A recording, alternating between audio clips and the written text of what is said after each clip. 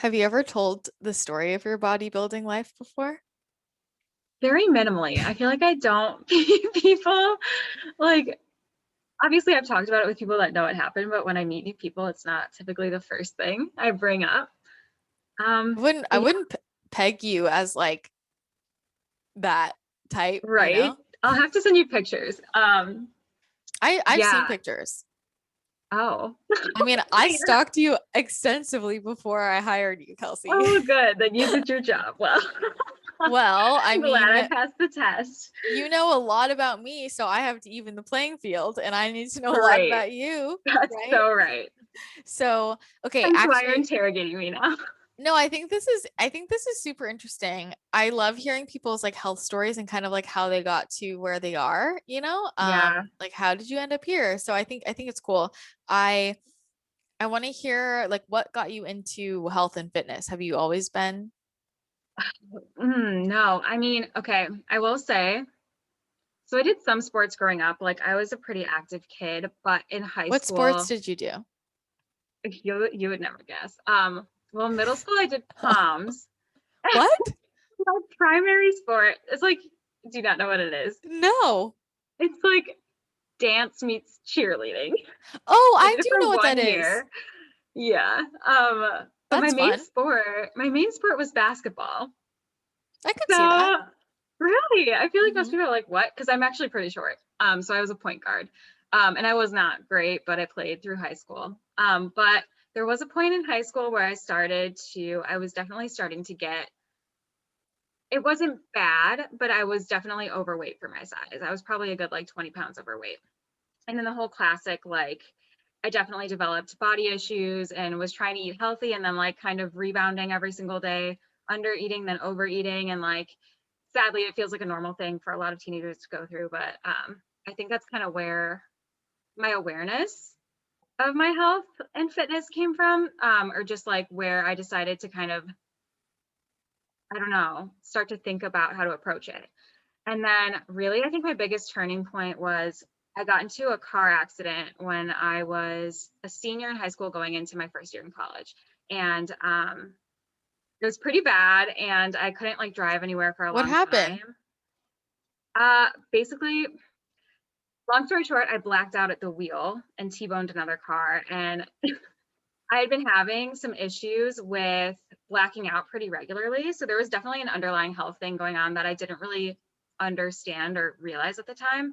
Oh my God. So that kind of started my whole health journey and like sent me down a spiral of going to a bunch of doctors and trying to figure out what was going on. But from that point on, I just kind of felt like I was losing control. And I was basically trapped at home the summer of my senior year going into my freshman year of college. It was not the most fun time, as you can imagine, but I discovered yoga. And I think that was my first time really getting into wellness. And I started being really interested in like clean eating and watching all the documentaries that kind of get you in the door to that whole world. That was kind What of like how I first discovered what everything. documentaries were those? I think it's called Forks Over Knives. I think that Oh, was so you're one that I watching the really vegan, loved. the vegan documentaries. It was, yeah, okay, yes. You're actually like making me remember a lot that I've probably repressed. But so um yeah, it was Forks Over Knives, Food Matters. And I did kind of go back and forth between vegetarian and vegan for a while. Meanwhile, like I said, I was having like these blackout Hmm. events happening to me that we were trying to get to the bottom of. And when I first got to college, I still was super into yoga. I was going really regularly. I think that was like my main form of activity. Um, and then I'm trying to think when it really all pivoted and changed. I guess I went through a really hard breakup, my first real heartbreak, my freshman year of college. And that's when I found the gym. I was like, I need a distraction. I need to get out of the house and I need something else to put my energy towards. So I started going to our rec center at school, which is like right down the street from me. And like anyone who's probably been on their own fitness journey with the gym, I went in there and did not know what the heck I was doing. I was doing like the same 3 machines for like an hour every single day. Yep. Not good. Looking back, I'm a little disgusted, but it was the only things that I felt comfortable doing. So of course that's what I was going to stick to. And I didn't know anything about how to break up, your workout routine or like what was an appropriate amount of volume. But it was a start, and I was seeing results and I was feeling good. And at that time, I think I'd kind of put together the pieces of what was going on with my blackouts. I was anemic, and I had some autoimmune issues, but I was kind of getting into the groove of like a fitness routine for the first time, and I was losing weight and feeling really good about myself. And that's how I first got introduced to the gym. And then shortly after, I noticed they were hiring at my school's rec center, and that was like the most crazy hiring process I've honestly ever been through. But somehow it was insane. There were like activity days where you had to sit in a circle, and mind you, we're like college students, we're adults, and you'd have to do like group activities and then reflect and raise your hand. And I was such a good participant, so they ended up hiring me. Oh my God. And I'm working at the rec center, and basically all of my friends in my whole circle are personal trainers and people that are into bodybuilding. And so from there, I feel like I really just gained so much exposure, and that's when my passion really developed. I remember one section of our gym had these women's hours that it would just be obviously women only, and they would always have a female fitness attendant in there. And I loved working those hours because I would just straight up stalk these girls' workouts and take note and be like, oh, that's a cool move for the video. Okay, I'm writing that down. Like, I probably looked super creepy, but Oh my God, I I'm really dying. loved working at the gym. It was just like being around that energy and seeing everybody else feel so motivated, and then getting inspiration from other people. It was also really funny because I had to be the one to spot people benching like 700. Oh my God. They're like, can you spot me? I'm like, I mean, I can try, but like, Yeah, if I I'm not drop this sure. on you, please don't hold me liable. Oh my Um, God. yeah, that was a really fun time. And one of my best friends that I met, his parents, he was a personal trainer. He also worked at the gym with me. Um, his parents owned like a chain of Gold's gyms. So I just think it's really funny. So his parents were both competitors, and I was like, what's bodybuilding? And I kind of just like started to learn more about it. And, the people I interacted with were really into that. And then I feel like the natural next progression was, of course, I dated someone who was a bodybuilder. Oh my And God. so I got to see the whole process firsthand, which was interesting. It was interesting, but I actually loved being like the bodybuilding girlfriend. I would like meal prep all the meals and like I could see you like that. I like you. maternal instincts kicking Yeah, in. Like, domestic I like goddess. organized the whole trip. I'm like, okay, we need to get dark sheets for your spray tan. Your spray tan appointment's at 3 p.m.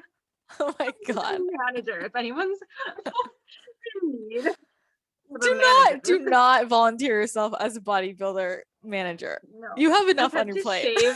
I've had to shave people for their show days. I won't get into that. Yeah, I won't even get I don't into want to that. know I'm about like, that. it's bringing up a little bit that I don't want to remember. So anyway, yeah, I started dating a guy who was into bodybuilding, and at first I'm like, this is crazy. Like, this is so extreme. It was, I don't know. I think at first people who aren't like, I would tell my grandparents I was dating a bodybuilder, and they're like, that's disgusting. Like, I think there's a big stigma the generation before us of it was completely just like repulsive and Hmm. unappealing. And then our generation, because fitness became so popular and really kind of took off, and it's almost like and maybe it's just what I'm exposed to, but I do feel like it's really common now for people to go to the gym and work out, and it's like something that people are very familiar with in our generation. I just feel like there was this giant pivot where now people are just kind of fascinated by it. And they're like, now that there's social media, everyone's seeing like, hey, all these people can do it and be a competitor and be on a stage, so why can't I? It just feels more accessible, I think. And, there's more Well, access to coaches. yeah, I mean, well, I'll say like when I was trying to like learn how to get healthy for the first time when I was in college, all of my where I went was bodybuilding.com. Like I Yeah. associated like that with health, and like I just started, I mean, because I was following that, I started eating and like working out like a bodybuilder. And that's what I thought was health. Yeah. I mean, a lot of people, you get into the gym and then you learn what a workout split is. And then, okay, everything changes from there. You're like, all right, well, I'm going to hit biceps on this day, like upper body day here, lower body day there. And that evolves to like push day, pull day. And then you learn about macros, and then you start tracking your food. And then suddenly everything gets so refined. And I feel like that was kind of the direction I was heading, where it was like very micromanaged, my fitness. And don't get me wrong, I was still loving it and I was still really passionate about it, but it was just a very different take on it. And I'm definitely in a very different place now, which is interesting.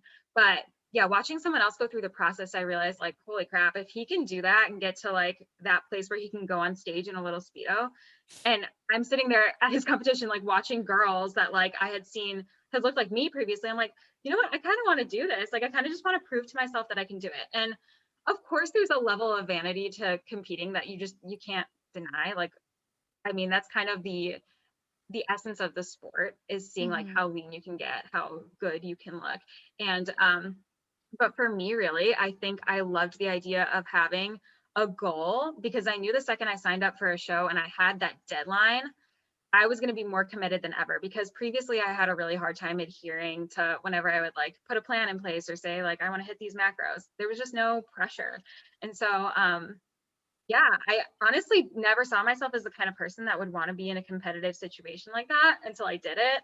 And I honestly will say, from start to finish, I thoroughly enjoyed the prep process. I loved it.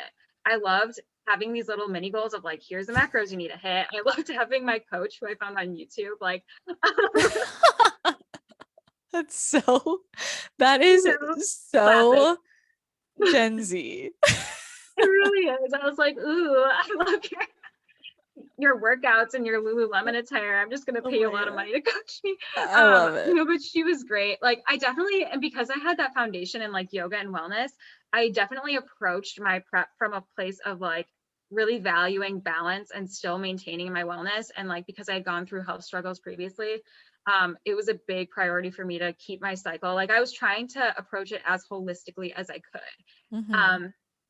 And you'll see when I get to the end of my experience how like even that, it's still, even with that mindset, it's still really hard to maintain balance when you go this route. Well, I mean, you're literally fighting your body's natural rhythm, you know? Yeah. Like, Hmm. so yeah. Yeah. So I mean, I mean, when you say you enjoyed the process, were you hungry? Like, were you starving? I don't think I was starving. But what I will say is, because I made it a non-negotiable that I kept my period, I did not get down. Like, my biggest feedback on show day was that I was not lean enough. And I was like, you know Mm-hmm. what? That's okay, because I feel okay. And I can Mm-hmm. see that these other women are like starving, and it's really scary. Like, you hear stories about girls getting down to, I'm not even kidding, like 900, 800, 700 calories a day when they're competing at a competitive level. And it's just like, no one can operate or function properly Mm-hmm. with that little nutrition or nourishment. So I was just glad and happy that I had, like, of course I got cranky and wished I could have had more carbs and like missed eating regular foods. But yeah, I mean, I enjoyed it, and I don't think I was ever, I felt hunger for sure. I experienced it, but I never felt extremely deprived. But what I want to say, like a little asterisk here, is that was a short period of time, relatively speaking. That was a few months. Mm-hmm. Um, my biggest takeaway now, and like I have a whole different perspective on the bodybuilding world after going through it myself, is that prep can be done in a somewhat healthful way. You can have a better approach to it than the people that go all in and are willing to do anything to get to a certain body fat percentage. But the real key is what happens after your show date. And I see that this is where a lot of people end up developing super horrible health issues, like myself included. So, I mean, for 3 to 4 months, you're eating very few calories, you're working your ass off in the gym, you have a routine and you're sticking to it. And like, you've adapted to that. You really have. Your body, your metabolism is down regulated. You're very just like, yeah, you're adapted to what you're doing. And then you have your show day, which is really exciting. And then there's this crazy thing that I still don't understand what I think about, but it's literally like customary that after your show, everyone goes to like a cheesecake factory and orders everything on the menu. And I've this heard is of where it this. all goes downhill. I don't know why Cheesecake Factory, but I'm serious. Like, this is where you go. And me, who like knew I had issues with gluten and all this other stuff, I literally went and just ordered everything on the menu. That's what I did, because I was so excited to eat the things that I like hadn't had in 4 months.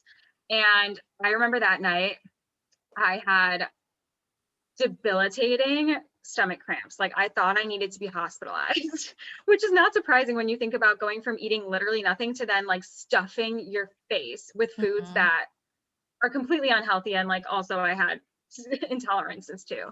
Um, and from that point on, traditionally what you do is you reverse diet out of a prep.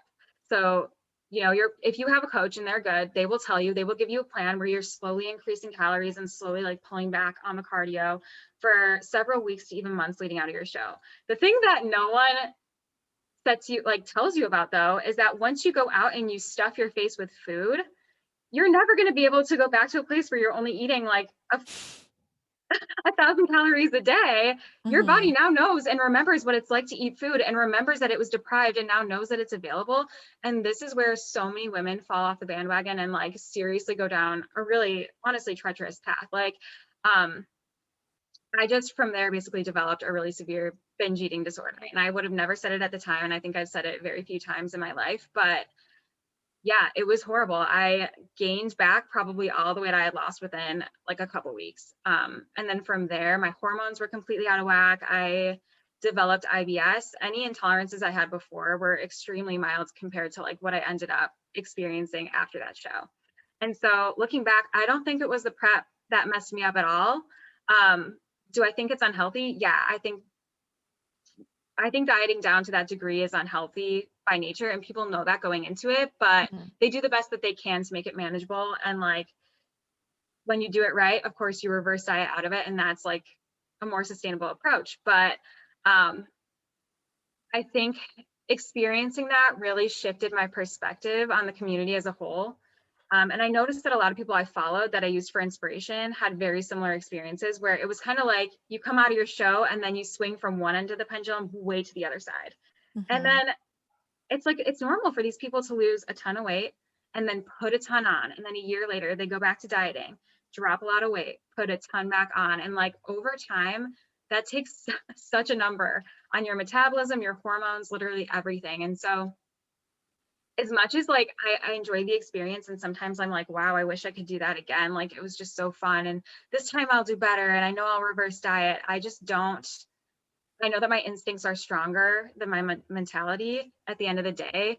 And I don't necessarily like the mindset that it encourages. So Mm. it was overall, honestly, it was an experience I wouldn't take back, but it has led me to definitely approach fitness and health in a more holistic and balanced way because I had been to such an extreme end of the spectrum before. Yeah. Well, it's so, I mean, and to your point, it's like what people forget about is like if you're gonna eat and train and live to be the best athlete you can for your specific sport, that's very different than pursuing health. Like, and it's like at Yeah, some level you need to choose, right? Because what's going to be best for your performance in whatever sport it is probably not going to be best for your overall health. But it's like, yeah, there are ways to balance it, but at some level, like, there are yeah, choices to be made. Um, that's part of, you know, being an athlete, yeah. So Mhm. there's that. And I feel like I have like light shedding in my face. I have seen like what you described so many times. Like I have a lot of friends who have competed, and it's interesting to me how it just like goes into that binge cycle. And I also have seen so many people like who I don't even, it's like they try and play it off, but I'm like, I can see what's going on psychologically, where like literally what they're doing is they diet down, they compete, then they binge, and they fall into binge eating. And then they're like, the only way that they know how to get lean, they start to freak out. I can tell. Then they're like, I'm just going to do another competition. Yeah, And they it's cling almost to what like, they know. yeah, well, it's like they use I want to do another competition as a justified way to diet really extremely because they're freaking out about what has happened to their body. Do you know what I'm talking about? I 100% know what you're talking about. And that's so true. It becomes like the only thing you've done it once and you know it works. And it seems like the most efficient means to the end of getting back to a place where you're happy with your body. And then it becomes, I literally think it becomes addictive. Oh It's an yeah. addiction. It can be an But addiction. it seems like it does, but it also seems like from what I've observed, like as I see people go back and forth and do this, it's like it stops working. Like I've seen with multiple Yes. people after they've Hmm. done a couple competitions, they're like, I can't diet down. They're like, Well, But your nine body out. has seen, your body Yeah. has seen what happens every time you Mm-hmm. go through that. And then what does it take the next time you do it? It takes a more extreme version of what you did the last time. Mm-hmm. Or the body And just doesn't respond. right, your body's like, no, we're not going through that Mm-hmm. again. um, Yeah. and people will hold on to weight. So I just think it's really interesting how the bodybuilding world can be perceived so differently than it really is behind the scenes. I think it's really glamorized, I think is what I'm trying to get Mm-hmm. at. And really a lot of these people have developed severe eating disorders. And I don't think there's enough awareness around that. And when you're following people on YouTube like I was, or Instagram, you're not seeing the whole picture necessarily. Very few people Mm-hmm. talk about it. But what's interesting is the people I used to follow when I was going down that road, I still follow to this day a few years later, and a lot of them have completely stopped. Mm-hmm. They're still into fitness, but they've completely stopped bodybuilding for very similar reasons to the reason that I chose not to continue. Um, but yeah, It's it's not sustainable.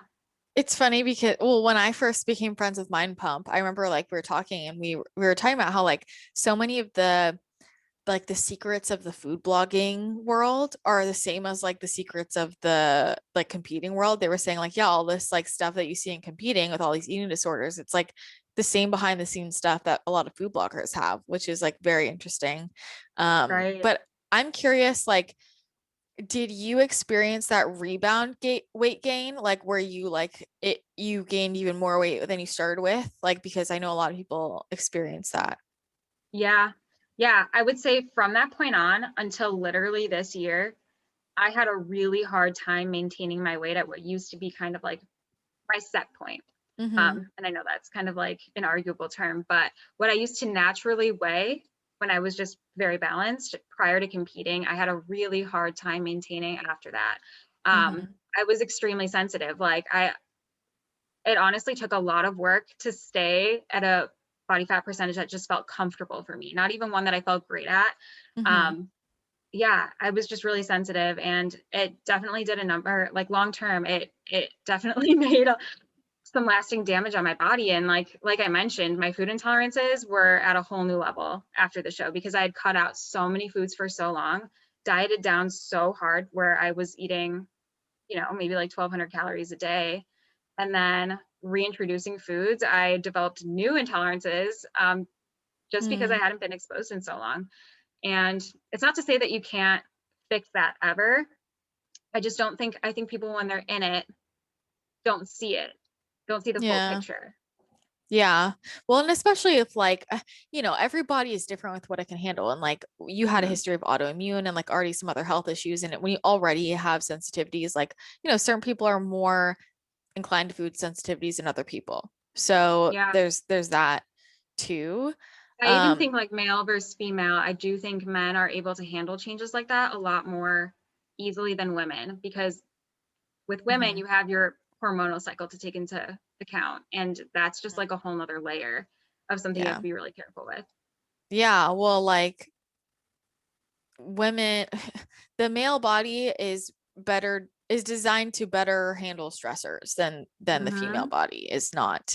So there's that. I'm curious, how did that affect at all your relationship with like weight training? Like did you still want to like follow a similar type of like workout, or how did that change? Yeah. I mean, to give you perspective, I was in the gym literally 7 days a week on Mm-hmm. prep. Some days it was just cardio, but I was working out twice a day, basically 6 to 7 times a week. After that, I definitely was, I took a good break from my traditional split. I think I was still weightlifting a little bit, but I really wanted to get back to yoga and stuff that actually like made me feel good and didn't feel like a chore anymore. But after that, kind of like what you mentioned earlier, I felt like heavy weightlifting was the only way to maintain my physique or like get back to a place where I was happy. And so I felt obligated to continue doing it.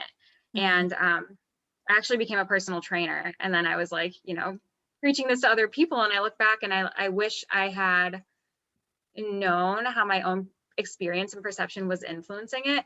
But I truly thought that weightlifting and doing like a true bodybuilding split was the only way to have balance and build a physique. And Mm-hmm. yeah, it was just all I knew to be effective for me at that point. And so I felt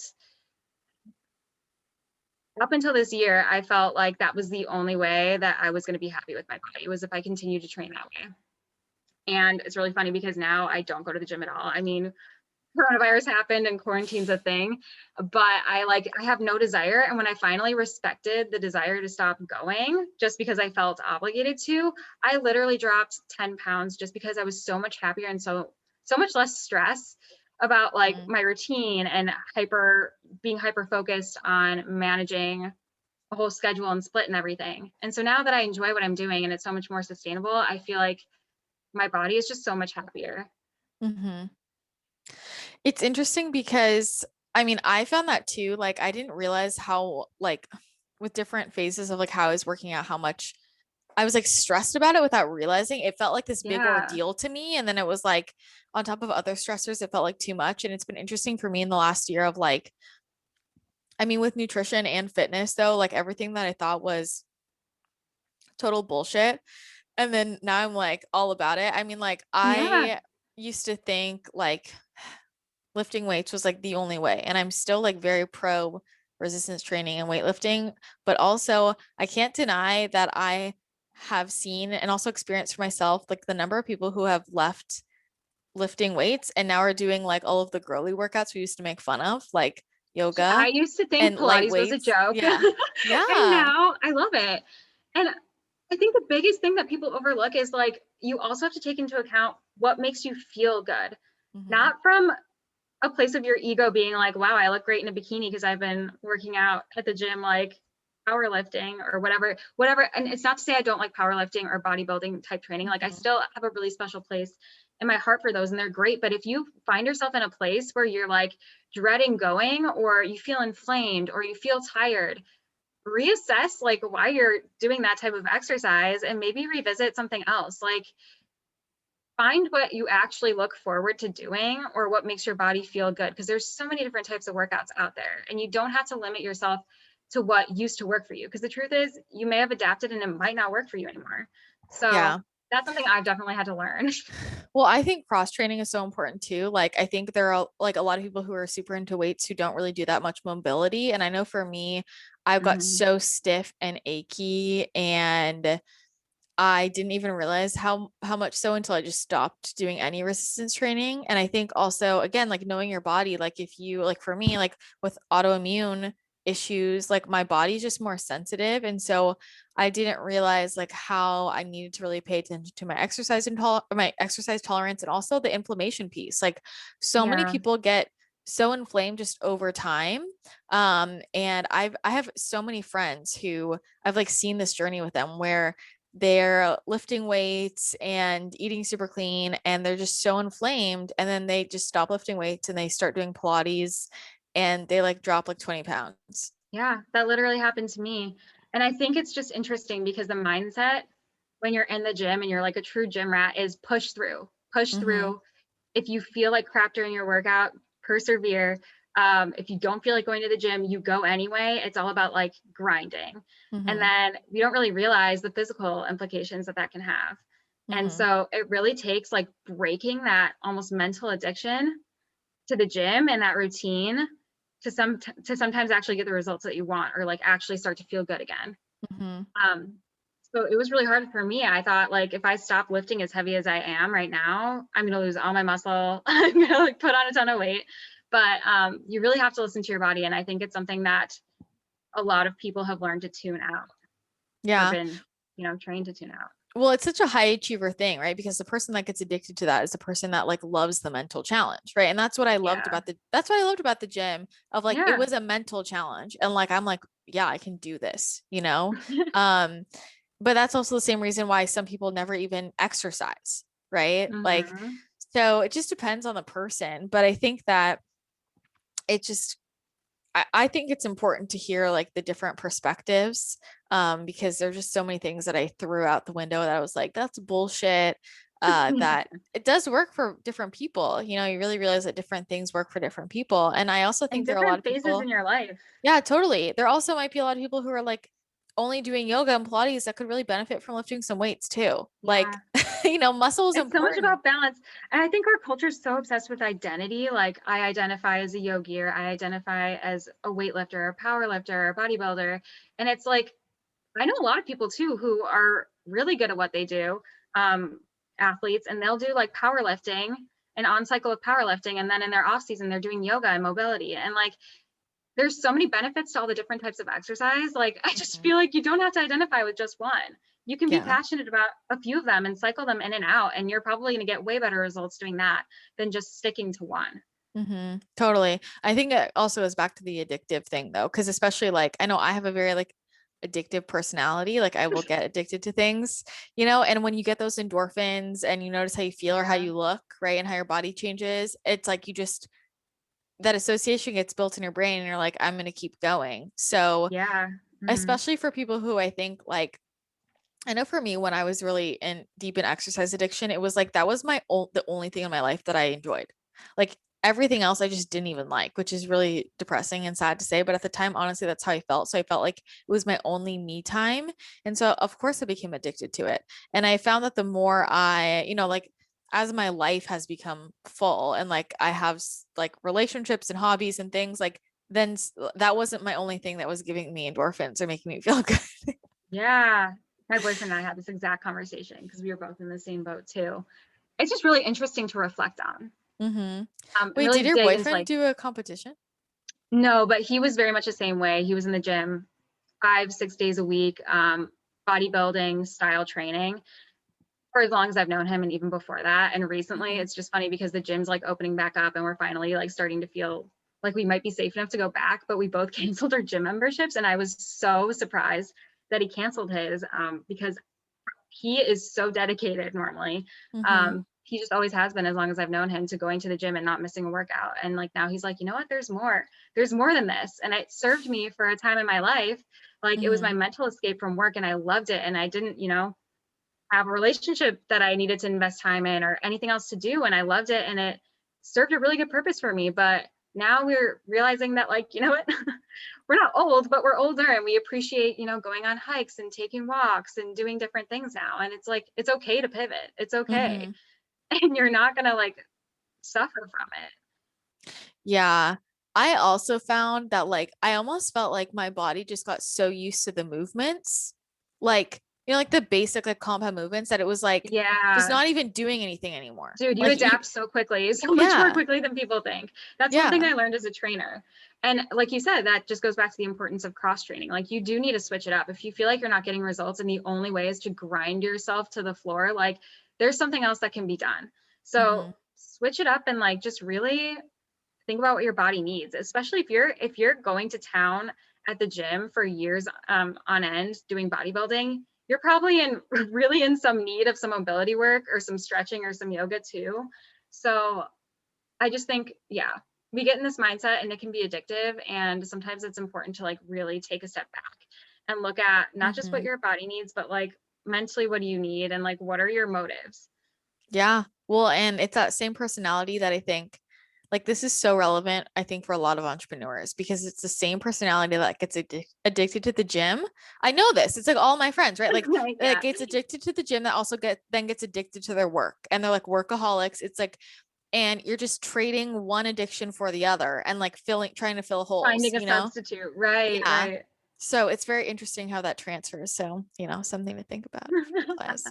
But this was very fascinating. Thank you for sharing your story, Oh, I'm Kelsey. so glad I could enlighten you. Yeah, I'm gonna go back and relook at your pictures. Oh gosh, I should probably take this down now. No, I like it. I like it. I think it's helpful and I think good for like especially other women to know too, Yeah, Um, because I think a lot of women, whether or not they compete, deal with like they diet down really hard. You know what I mean? Like even if they're not in a competition and then they get yeah, confused by like the binge eating that pops up after or the extra weight gain. And I think that it's actually really helpful for people to learn about some of the rebound effects from bodybuilding because you can see mirrors with like just you in your life if you've been under eating and overtraining, which a lot of people are because we're in that yeah. more is more culture. And also, if anyone's listening and you're not familiar with the Minnesota starvation experiment, look it up because it's just like lays it out for you. So Interesting. there we go.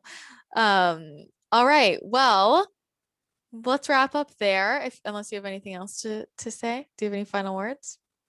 I would just say play around. Challenge yourself to like find a new modality of exercise and just try something new, and you might be surprised. And you might, just because you're switching it up, you might get results. So that's what And I'll say. switching up, I think, is a really good mental challenge anyway, right? Do Yeah, something that for you're not sure. already good at. So Exactly. there we go. All right. Well, thanks, Kelsey. Thanks everyone for tuning in. Leave a comment on our latest Instagram post at the podcast connector. If Yeah. you have any feedback or if you had a similar story, we'd love to hear. And we will chat with you next episode. Guys, see you Bye. later.